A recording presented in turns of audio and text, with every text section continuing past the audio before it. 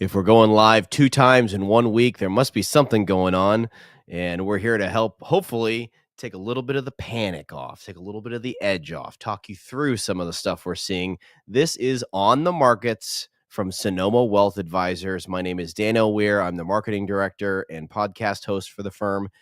Daren Blonski on assignment this week, and Chris Sipes, CFP, here to talk us through the tariff tit-for-tat that we all went through this past week. Chris?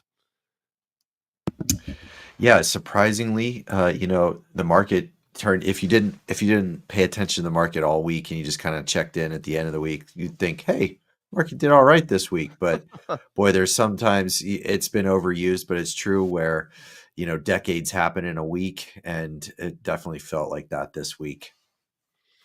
We're going to talk about just how much the United States might actually potentially make off of these tariffs if they were to go through as planned, if they really are a revenue generator and going to solve all of our debt problems.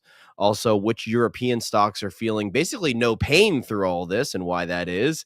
And Chris is going to freak out because, yes, he's got a chart from the 1800s that we'll get to. But first, let's hear this.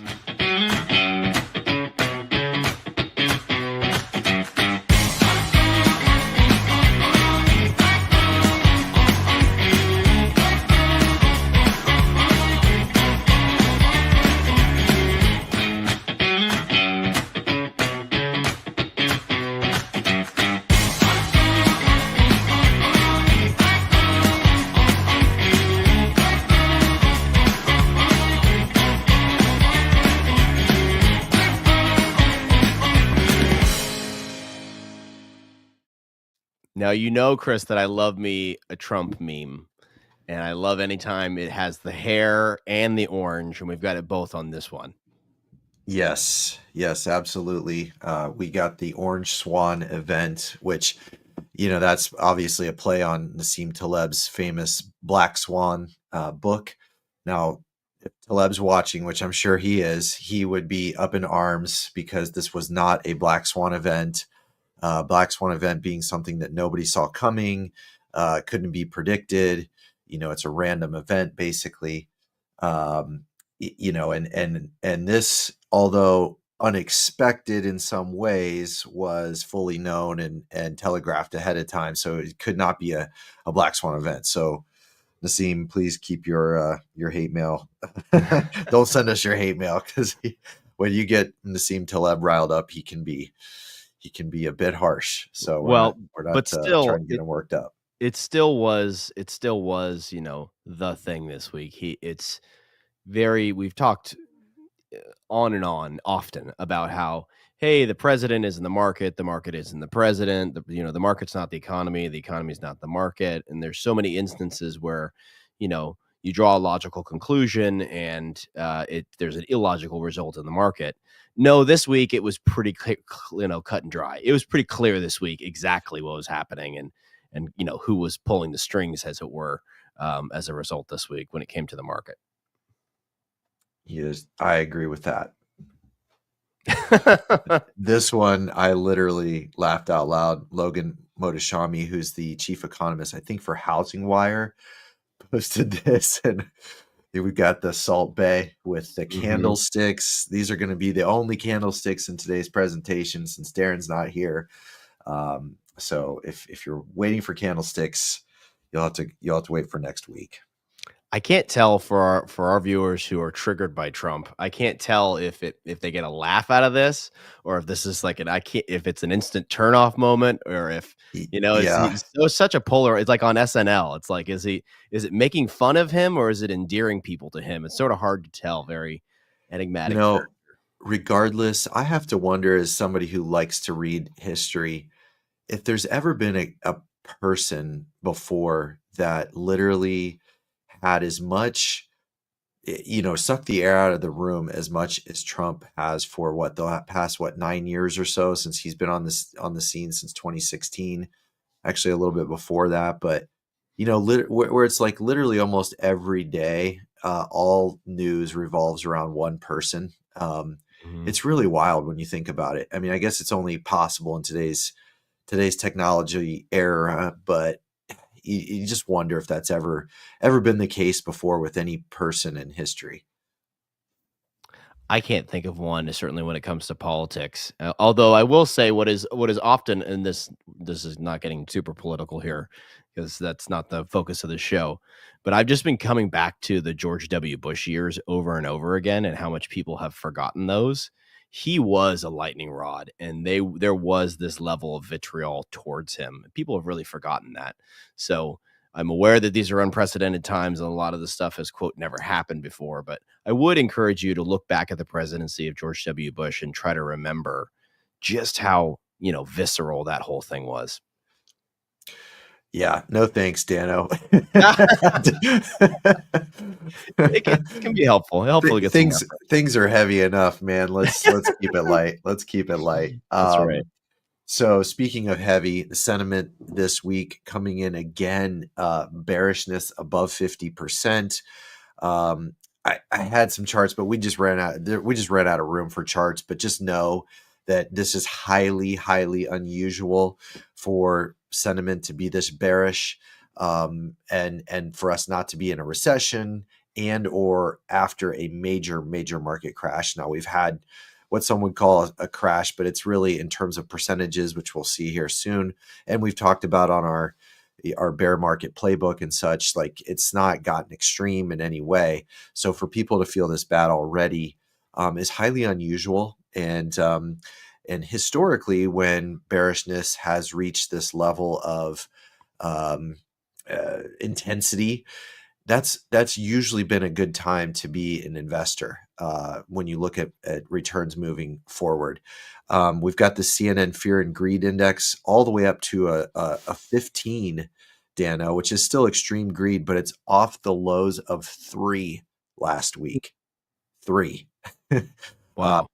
So I don't know how many times in history that has been that low, but wow, really dragging off the floor there. And then Bitcoin at 25 extreme fear, down from 28 extreme fear last week.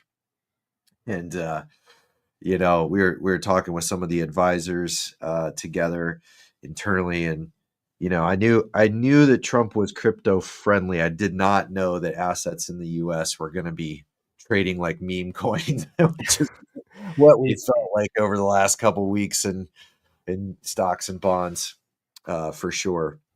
So it's been a wild ride. It's been a lot of phone calls, a lot of emails, been emotional ups and downs with folks. So just know that we're here to talk to you through this situation, and hopefully you feel that we've done our parts to get your plans set up and established, and that we're here to assist you in these difficult times.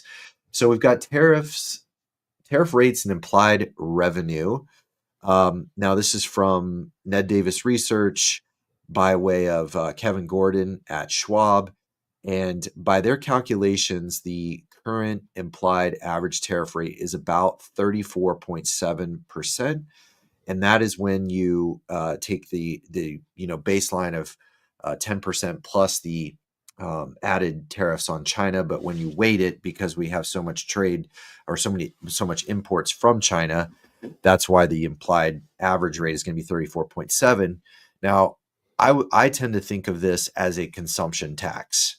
And maybe bigger picture, what they're trying to do is, if they're going to be lowering taxes, which sounds like at bare minimum, they're going to try to keep the tax cuts that were put in place in 2016. And if they're going to be at minimum doing that, maybe lowering taxes further, given our deficits, given our debt, in order to try to offset that some, maybe they're implementing this consumption tax on the other side. I don't know what the full, strategy is, or if it's going to work, what the end result's going to be. I don't think anybody does. Things literally change daily. So, but that's where we're at right now, is a severe consumption tax in place at the moment. And, for all intents and purposes, almost just cut off trade with China at this point. I want to try to walk through every step of what you're talking about there for people who aren't following, because I think I understand what you're saying, and you tell me if I heard it right. So first of all, do you happen to know how the tariffs are actually like at the moment of contact charged? Like when the ship shows up in order for the stuff to get off the ship and make it onto the land, that's where the tariff happens. Do you happen to know that? Yeah, there's a guy named Ryan Peterson from a company called Flexport. He's been on Bloomberg Odd Lots with Tracy Alloway and Joe Weisenthal several times. He's got a public account on X, and their whole business is basically running imports and exports and such. And so when it is coming into the US, apparently there's just, it's basically just a box that they fill out, and the duty is collected right there. So sort of like, all of us that have W-2 wages, before that money hits our bank account, it's disappeared into all the areas of Right. taxes and such. So it's from what he says, and look, I'm no expert, so I mean he could be lying, but from what he says, it's a very easy thing to calculate and collect. Okay. Um, So then what you're describing then is you're saying at minimum they're talking about the Congress and the president are talking about at least keeping their tax cuts from 2016 and maybe lowering them further because they floated the idea of cutting income tax altogether, which would right. then theoretically give you and your family, your household more money. But then if you have these tariffs when products are coming into the United States, those products are going to cost more money. So the more money that you have from reduced taxes, you may end up spending even more because the products are going to cost more. Therefore, you're saying it's basically a consumption tax. Correct. So rather than an income tax, which is basically what we have now, or we have a lot of taxes, but that's like the Sure. main source of revenue, right? Um, it's going to be also consumption tax. So the stuff that Mhm. you're buying, you go to buy that flat screen. I mean, you check them where most of your stuff is made, hardly any of it says it's made in the USA. So pretty much everything that you buy will now have this tariff on it, which is paid by the consumer. Mhm. It's paid by the company initially, but it's going to be passed on to the consumer. There's no way they have margin. The average company doesn't have margins of 34% to just give up and eat that, Mhm. so So then it it's would be likely incumbent upon the companies then to have, if they produce in the United States, they wouldn't have that tariff, therefore giving a huge advantage to the United States companies. Is that the theory at least? that's the theory. Oh, Yes. Now, how long it takes for those supply lines to shift, um, you right. know, All right. you Okay. would think to build the factories to get this, everything up and running, you're talking at least, years, right? I mean, it's Yeah. not like you can, but anyway, Yeah. yes, that's the idea. So that basically the consumption is being taxed along with the income. Mhm. So um, yes, I just wanted to try to define that for people because all of a sudden, a word which people have never used in their life, tariff, except for maybe when they were talking about Smoot Hawley in, high school when you're learning American history, you're suddenly saying it all the time, and there can be a lot of misunderstandings. I will say, just as a consumer myself, it's been funny to see the news media hype up, "It's gonna be higher prices, and you don't even understand," and it's like, "Oh, I'm sorry, were these the low prices?" You're yeah, not gonna scare me with the price of an iPhone. It's already a mortgage payment. Like, that's I just won't do it then. So that yeah, at least has been one piece that hasn't, doesn't have an effect on me for sure. yeah. So this is the chart you were referencing from Goldman Sachs by way of Mike Zaccardi, which I hope I get to meet Mike Zaccardi someday. He and I don't know what it is about the algorithms, but he seems to post just a lot of great content, and I really appreciate his work. So, but anyway, he posted this from Goldman Sachs going back to the 1800s, and it shows U.S. bear markets. So that's what those darker bars are in this chart. So that's the average decline. Now, the decline, what causes the decline matters. So you've got structural, think 2008, where, okay, you've got the actual financial infrastructure imploding due to too much leverage and just, lots of issues that we won't rehash here. That's a structural decline.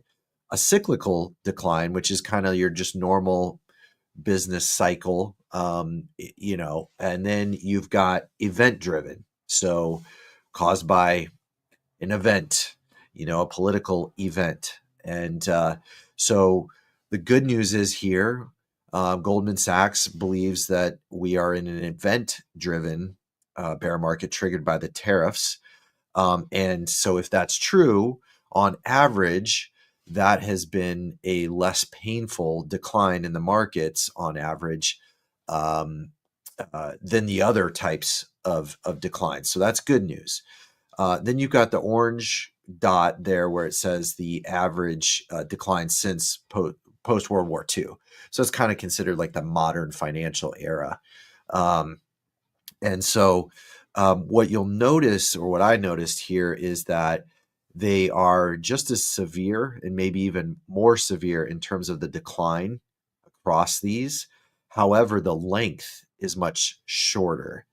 And that's probably due to the authorities, whether it's the Fed, the government, or both, basically coming in to put out the fire before it gets out of hand.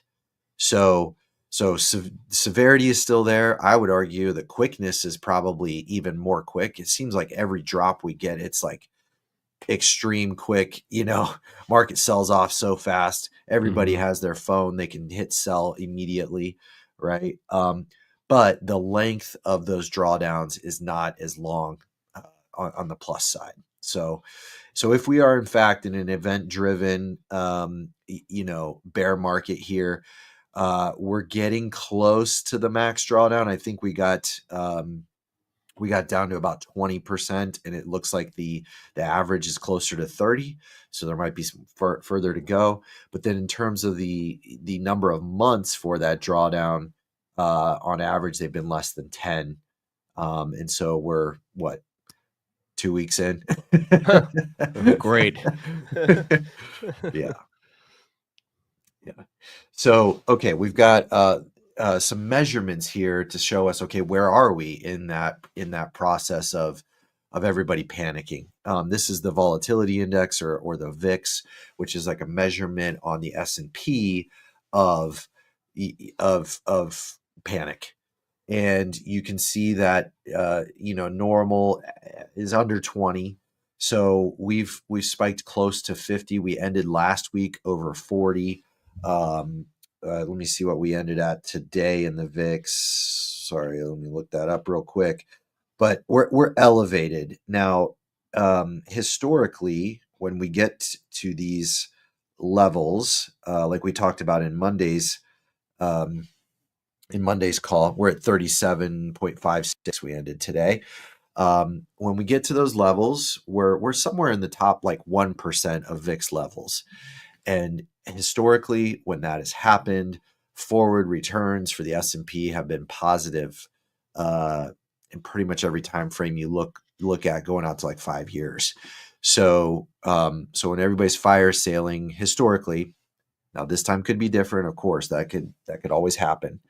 But it looks like we're in a pretty high panic area if you're looking at the measurement of the S&P, which would align with the sentiment that we talked about. So if you go to the next chart, Dan, we'll look at what the bond market is saying. Now, the bond market, this is the spread between high yield, so companies that don't have very good credit, what they can borrow at in their bonds when they issue bonds, versus the U.S. Treasury. So U.S. Treasury is considered to be, or has for a long time, we're going to talk about that for a second, but U.S. Treasury is considered to be pristine credit. And so in times of stress, it costs a company with poor credit a lot more to borrow money than it does the U.S. government. And so you'll see these spreads blow out. And so you see what happened in 2008. That was a structural decline. Obviously, the spreads got massive, over 12%. I don't know what they peaked at, maybe 14, 15% spreads between junk credit and treasuries. And we're at 2.87 now, which isn't crazy. Now, we got historically low just at the end of last year, so that spread was historically low. So not a lot of return. The trade-off between high yield credit and treasuries wasn't very much at that time. This is the junk bond. This is the junk bond index, right? Yes, the spread between junk bonds and treasuries. And is this just sort of a freak out meter, right? I mean, this isn't, Yes, so just so people can know when for you're looking bonds. at this. Yeah, for this is just kind of just the overall health of the market and the economy based on how much it's costing companies with Yes, crappy credit to borrow. that's right. That's right. Now, what has been happening, though, in the bond market is a bit concerning, to say the least, because equities are expected to be very volatile. It's kind of like par for the course. People expect that. Treasuries, people don't expect that, especially in a crisis. Typically, in past crises, people from all over the world flood into treasuries. So both domestically and abroad, there's a buying of treasuries, which more demand for those treasuries pushes the rates down, pushes the prices up. So bonds tend to appreciate. Those treasury bonds have tended to appreciate in prior crises. This one, we got a little crazy on the day before the pause was announced, and some are saying, "Hey, they saw that the bond market was freaking out, and and and they flinched, and they said, okay, we're going to do the 90-day pause." And then you saw the market rally. The pressures came off the treasuries. But if you look at this from Nick Timmeros at the Wall Street Journal, you can see the rise in the rates in the treasury bonds since Liberation Day, along with the sell-off in the dollar, which is the DXY. That's the dollar versus other currencies, which also usually goes up in crises because people are buying U.S. assets in crises typically. This is concerning. Well, let me just read what he says, because it probably holds more weight than what I would say. So, despite a decent auction, the 30-year Treasury yield rose 6 basis points to 4.849 on Thursday. Yields are up every day this week by a cumulative 0.458 percentage point, the largest 4-day yield gain since March 18th of 2020, so depths of COVID. Meanwhile, the dollar weakened nearly 1.6% on the day. From Evercore ISI. Evercore ISI is a institutional research firm on Wall Street. So from them, they say yields higher, currency lower is common in EM, which stands for emerging markets. We saw this in the UK during the trust debacle, but it's highly abnormal for the US. There are only 4 other episodes in the last 30 years in which the dollar depreciated more than 1.5%, with the 30-year yield up more than 10 basis points. This is not about stagflation. Inflation break-evens have fallen. It reflects evaporating U.S. growth exceptionalism and the reduced attraction at the margin of dollar assets for reserve purposes amid erratic U.S. decision-making. So, bottom line, confidence indicator, right? How confident are others around the world, and or how are they? Do they want to own U.S. assets? Are they worried about them getting seized? Whatever it might be, for whatever reason, and I'm sure it's a myriad of reasons, treasuries are selling off right now, and that could create all kinds of problems. it could take it from an event-driven situation to a structural situation pretty quickly if the Treasury market gets disorderly. And so you've seen people like Jamie Dimon and others mention that this could happen. And I think the so what to all that is that they would just expect the Fed to come in and hose the market down with liquidity to put out the fires in the Treasury market, which maybe that's what made rates go down today, was a little bit of talking down, like, hey, the Fed's basically saying, like, we're here, there's a backstop. I don't know, but that is definitely possible. And I'm going to say this, if you're listening or watching and you perhaps have had your blood boiling at this idea that, because this is what's in the news feed now, is that Trump's Liberation Day and these tariffs were all part of an insider trading scheme, and he planned this all along. I can't speak to whether that's true or not, but I can tell you for a fact he did not want this to happen in the bond market. This is the unspoken part of that narrative that you're not thinking about. These results are very, very, very bad for him and Secretary Bessent. So that might speak to why they eventually balked. Chris, do you agree with that, or am I off base? Yeah, no, I agree. That would be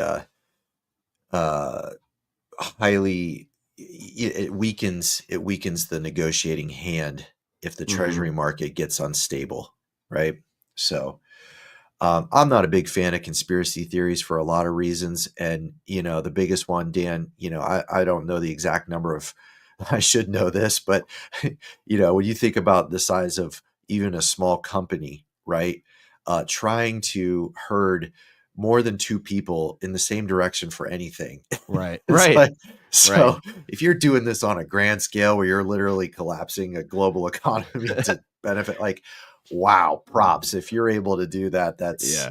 if you're coordinating thousands of people, amazing. It's Anyway. highly more likely that he's just shooting from the hip, which is maybe more terrifying than an evil scheme. But Yeah, I right. just want to put that in your brain if you're trying to process some of the stories you're seeing. Good point. Good point. Now, it underlying all this is that there are things in the market that are going to be serving as a constraint on these negotiations, on this whole environment that we're dealing with, and one of them is the US debt. And here you're seeing our public debt versus our GDP. And as a percentage of GDP, our public debt is as high now as it was at the end of World War II. And so it's very high. And so that, it's ancient wisdom that the borrower is slave to the lender, right? You've heard that many times. And there's ancient wisdom for a reason, Dan. There's a reason why, people pass down certain knowledge for thousands of years, because it usually tends to be true, right? And when you're dealing with those kind of constraints, which I think we saw this week, we're trying to make these power moves and such, but then our debt markets are like, nah, no. You're not going to be able to do that, right? And what they're talking about, what Evercore ISI was talking about in that quote, was the Truss moment, the Liz Truss moment, where they tried to pass a budget and tax cuts in the UK, and the equivalent of their treasury market, the gilt market, sold off, got completely unwieldy. Their central bank had to step in, and it basically was like, no, the rest of the world's like, hey, we're not cool with you guys doing this. It's not fiscally responsible. So if you want to do it, fine, but you're going to pay us way higher interest rates Right. to borrow money. And so to your point, these things are beyond any one person's control in terms of, the bond market. The bond market is global. It's way, way bigger than the stock market, and it yields a lot of power. Wields a lot of power, I should say. So, Bessent and all the whole admin is going to have to be cognizant of what's going on with the U.S. Treasury market for sure. And I think, as much as, you know, immediately when he announces the tariff pause, you see the S&P spike, right? So that is like concrete proof that one man is basically affecting the market there. And yet Yes. you've got the bond market also saying, "Nah, dog, like no way." Like, oh, that's cute. So in another breath, they're saying it's way bigger than one person, and one person can have, one spike's worth of input, and yet the rest of the party can show up and go, too bad. Yeah. You think that you're in control. Well, guess what? Find out what we can do to your bond market, in which case he has to back off. So you've got a little bit of both going on. You've got, yes, one person has a major impact, and yet it's also so much bigger than one person. That's right. That's right. So now this is illustrating Ferguson's law, Niall Ferguson, where he's a famous historian, and he has done studies to say, okay, when countries start spending more on their interest, the interest on their debt, than any other line item, that is a sign of empire decline. Basically, it can get out of hand quickly, and anybody that's ever been in debt understands how this works, where it's manageable, oh, it's not manageable. Like, it starts taking on a life of its own, and it can get away from you quickly. So keeping these interest rates down is extremely important for the US government, because that's their cost of borrowing. That's our cost of borrowing as taxpayers, right? And it feeds through to the whole rest of the economy. It affects interest rates on mortgages, credit cards, car loans, everything.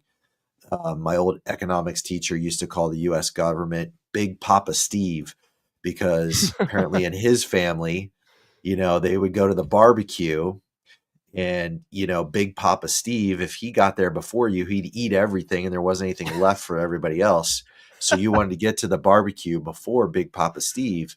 And, and that's the way it's funny how things just stick in your mind, 20 some years later, Right. that I'm like, oh, I actually get that. I get that analogy. That makes a Right. lot of sense. So when the US government is the biggest borrower, not only in the world, but in the history of the world, in terms of how much we're borrowing, like, that affects the interest rate of money around everything else. So it's hugely important, hugely important. Now, the index of consumer sentiment, this came out this week. And let me just quote what Double Line said here. The University of Michigan Consumer Sentiment Preliminary Survey for April dropped to 50.8 from 57 the previous month, with declines seen consistently across all groups by age, education, income, wealth, political affiliations, and geographic regions. So Double Line's a fixed income. Well, they're a asset manager, but they're kind of famous for fixed income. So, and interesting here that, now we've seen 2 times where this consumer sentiment has dropped off this severely, and somehow we're not in a recession, where previously when you'd see these types of drop-offs in consumer sentiment, typically it's associated with recession. Do you think we're in a recession? I think it's hard to say. I think it matters even less from a market's perspective, because the markets will bottom out long before the recession is over. And so if you're trying to use it from an investment perspective, it's pretty much useless. And so I guess the long and short of it is, usually you don't know that you're in a recession until it's already passed. Yeah. Whereas you can definitely tell when you're in a stock market pull down, right? Mm-hmm. Now, in terms of rates, there's a lot of people calling for the Fed to lower rates. They're saying, oh, the interest rates are, and the Fed, to be clear, the Fed only controls very, very short-term interest rates. So up until now, we've been talking about longer-term interest rates, which are controlled by the market. Millions of people, billions of people around the world trading those prices. The Fed controls just the overnight rate, the Fed funds rate. And typically, it tends to follow the 2-year Treasury yield pretty closely. They lowered rates in September, And most recently, they've said, look, our hands are kind of tied right now. And that's because if you look at the next slide, I mean, so this slide shows they're maybe a little tight compared to the 2-year yields, but not way off. They're not like super tight. If you look at the next slide, this slide though, it shows you the reason why the Fed's hands are kind of tied right now is that they're supposed to take care of two things, which is maximum employment and price stability, aka don't let inflation happen, don't let deflation happen. We want price stability. And with the tariffs, especially, at least in the short term, they are expected to be inflationary. Now, we got good numbers on PPI today, decent numbers on CPI earlier this week. And so it hasn't really, but that's looking backwards. And that's what everybody's saying, like, hey, that's because we're looking at the previous month. What about next month? So those inflation expectations taking off in the short term, the Fed's like, well, we can't lower rates with inflation expectations going up and with unemployment staying low. The unemployment is still low. So this is from Richard Bernstein Advisors. They say the Fed's job is getting harder because they can't rely anymore on globalization constraining inflation, aka cheaper labor in other countries producing cheaper goods, keeping prices lower. Deglobalization is happening and secular inflation expectations are rising.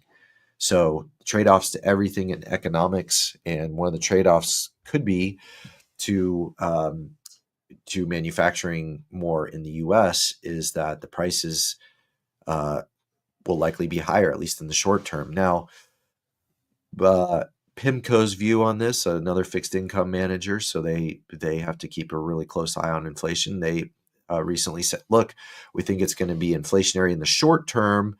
However, due to demand destruction, aka people buying less, they believe the prices are actually going to go lower and that this will be deflationary and not inflationary.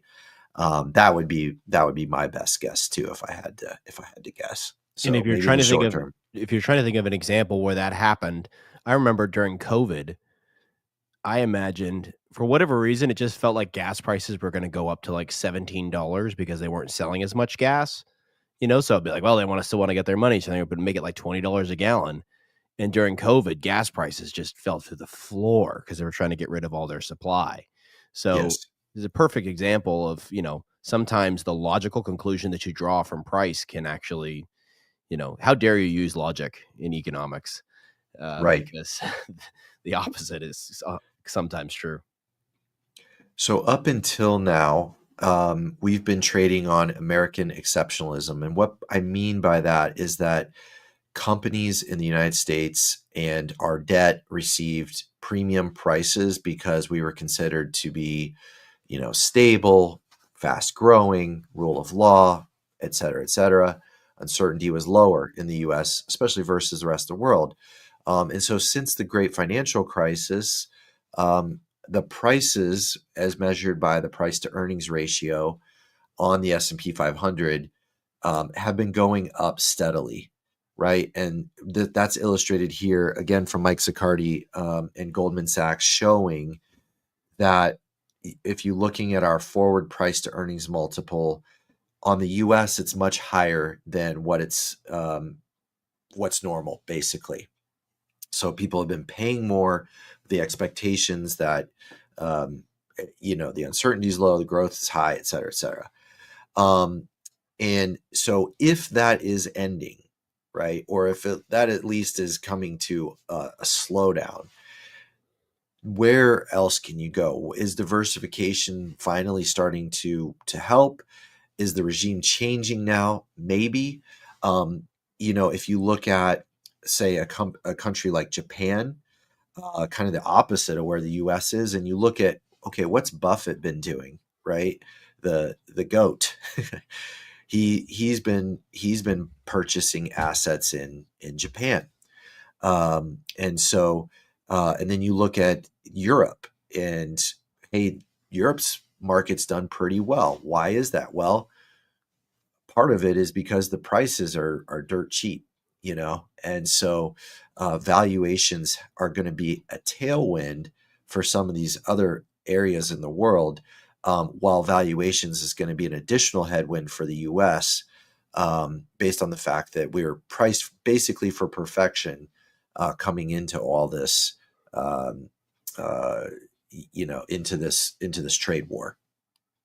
Buffett's buying in Japan, huh? You don't Yes. say. Japan, Now huh? look at the performance. This is from Jeffrey Kleintop at Schwab, showing the performance of European stocks with less US tariff exposure.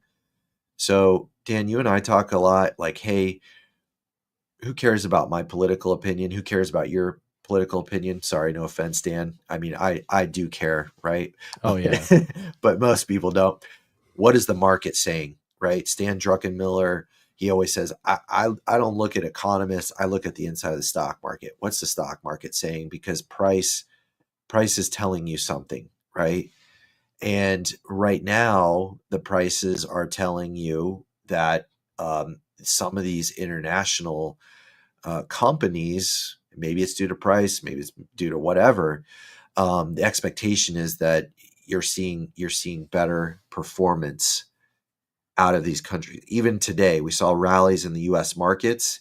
We saw better rallies in the developed and emerging markets. So, what's price telling us? And this could be another fake out. I don't know. Diversification hasn't worked in a long time. People have not wanted to own any foreign stocks for a long time because the US has been dominant for, well over 15 years. But if we're in a regime change, it might be worth considering your paradigm, and maybe it's shifting at this moment. Is it too late though? I mean, because it's doing well now, and you've often said, don't chase trends. So would you say that it's too late? You should have done this, 5 years ago? Well, maybe you're teeing up the future, the future charts here, but short answer is I would say probably no. Okay, so now we're getting into the major asset classes. What's going on with them? What are the trends? Um, we don't have candles this week, so we're just using the simple moving averages, the simple man's technicals. Okay, I'm just a simple country boy, Dan, and we're just going to keep it minimum here as far as the candles. Now, the two most common would be the 50-day and the 200-day moving averages.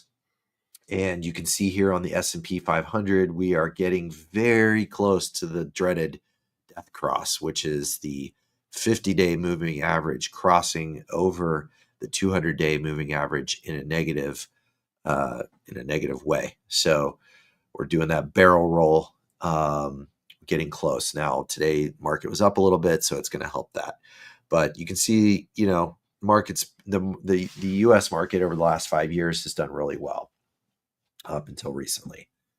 Now, go ahead. Sorry.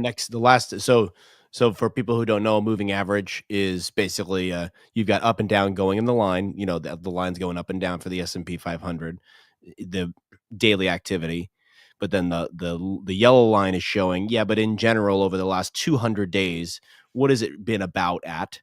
And then the same thing for the 50-day. And so when the 50 and the 200 cross, as you said, a death cross, because that's showing, hey, no, for real, we're really going down now. It's not just a down day, like across multiple time frames. It's actually going down, and it's a downtrend, like you can see back towards early 2022. Correct?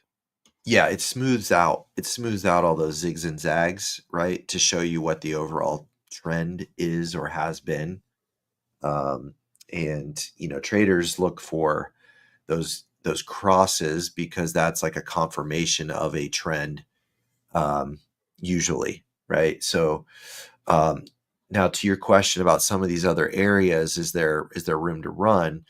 Now, we didn't really talk about U.S. small caps, but small companies in USA are, this chart looks awful, right? They haven't gone anywhere since mid 2021.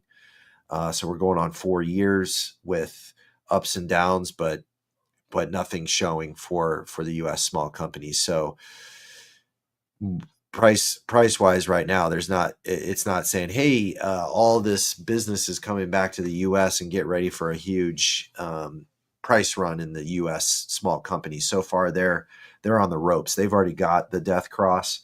And if we do start to see signs of life there, they've gone nowhere for 4 years. So there's absolutely room to turn that around. And hopefully that would be the case. Now, if you're looking at that and going, oh, well, that could never happen to the beautiful S&P 500, right? Wrong. What you're looking at here can happen to any asset class, which is why you want to diversify, because it can happen at any time. And, and so if you're concentrated in one asset class, it's very easy to have lost several years. Decades are not impossible. It's happened before where even the US stock market has not gone anywhere for 25 years, right? So diversification is the logical way around that, to have some other assets to avoid the dreaded sideways movements over long periods of time. And was this chart not also Europe and international for so long until this year? Yes, which is what we're looking at next. We've got the developed markets. So to your point, is there room to run? Yeah, because they've also gone pretty much nowhere. Now, if we extended this even further, it's ugly, Dan. They've really struggled for a long period of time. So that's why I'm saying, like, it could still roll right back over. This could be just another one of those. But if it is starting to break out, if things are changing, there's absolutely room to run, because it's been a long time since you've seen any signs of life in foreign stocks, and even more so in the emerging markets. If you go to the next slide, you're looking at emerging markets now. Same deal there. They've really struggled for even longer than the developed markets. So if things are changing, and the prices are cheap enough now where you'll start to see some returns, there's a long way to go, because they've been sideways for over a decade now. US, what they call the ag, so this is kind of medium term bonds, roughly, or like around 5 to 7 years is usually where the ag runs in terms of the duration of the bonds that make up this portfolio. And this is if you were to buy basically the US bond market. Kind of, although they've bounced around all year, we've seen good days and bad days where they've offset the stock market. It's yielding in the 4% range, so it's paying you coupons, but the price has really been pretty much sideways for a few years now.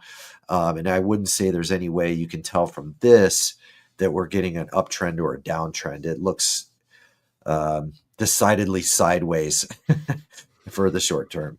Yeah. Same thing with the U.S. long-term bonds. So this is the long-term treasury. So over 20-year treasuries, so long duration bonds, just haven't been able to break out of their doldrums. And normally, in times of stress, this is their time to shine. This is normally where you would see signs of life in the long-term bonds, and nothing yet. Decidedly sideways. And I think that's what is unmentioned when people are talking about the crisis, because they're all focused on Trump and the tariff and the 90-day and S&P and this person made this much and this and this and this and this. Usually, these two are not correlated. So, one goes down, the other's going up, the other one's doing well. It seemed like everything was down. Nothing was doing well during that crisis that we're still in, I guess. Yeah. Yep. Bitcoin. Now, this doesn't have as long a history because this is just using the ETF, the iShares ETF. Not great. I think it's been a little disappointing if you're thinking about Bitcoin as an alternative to gold, but who knows? I mean, it can it can do anything at any time. So, um, and I'm always wrong about it, so I'm not going to even comment on it, Dan. But you can see what's happening with it. Well, Um, it was an interesting test though, because again, as you have the S&P going down, you've got bonds, gold, Bitcoin, and others, of course, but those might be, quote, safe harbors or places where people would then go if they were to leave the S&P, and you just didn't really see a surge in Bitcoin or in bonds. And obviously gold did well, although, it had a not this week, but I think it was last week Daren was talking about a drop there as well. So there wasn't like an obvious, oh, they left here and went there. yeah. Well, just to end the week on a positive note, gold, gold, gold, gold. Man, wow. It has been really the only thing that has held up during this sell-off. Lots of reasons for that, but it has shown more of a safe haven asset status than treasuries, more of a safe haven status than Bitcoin. Some are saying that global central banks are buying gold instead of treasuries. Um, you're seeing all kinds of stuff about gold getting shipped out to India and China and all these other places that are maybe concerned about having their treasury seized, like we did with Russia. So who knows all the reasons, but the point is the price is up on gold, and it has been so in a big way. So that trend continues, and those trend lines continue to show strong signs of the ski tracks going straight down the hill, but up the hill in this case. And again, just sticking with our theme of sideways trading, sideways 21, 22, 23, 24, and then boom, all it took was the uncertainty of, the American political system, and people are flocking. So it's when you've got that thing in your portfolio, you're like, why this? This is not Chris, you're my CFP. Why this? Get this out of here. This is a barely a plus. You can say, well, look at this. Yeah. Now, in moderation, right? Because gold is one of those assets that people get really strong emotions about it, and they're apt to say, "Why don't I just put everything in that?" Well, while it looks like a great decision in the short term, gold has its times too where it does very, very poorly. Um, and so just be careful with making any big sweeping changes like that. But it is nice to know it's there if you're using it as a diversifier in your portfolio. Chris, thanks so much for joining, for being on the show this week. That's nice. It's nice to be able to step into. And Daren obviously will be back next week. If you're new to us or new to our firm, we are Sonoma Wealth Advisors, and you can learn about us, take our free wealth analysis at sonomawealth.com. Depending on where you're listening to us or watching this, make sure to subscribe so you don't miss future episodes. This is our show on the markets. We talk about the markets. We have other podcasts as well on our channels, so check those out. And Chris, looking forward to next week. Thanks, Dan.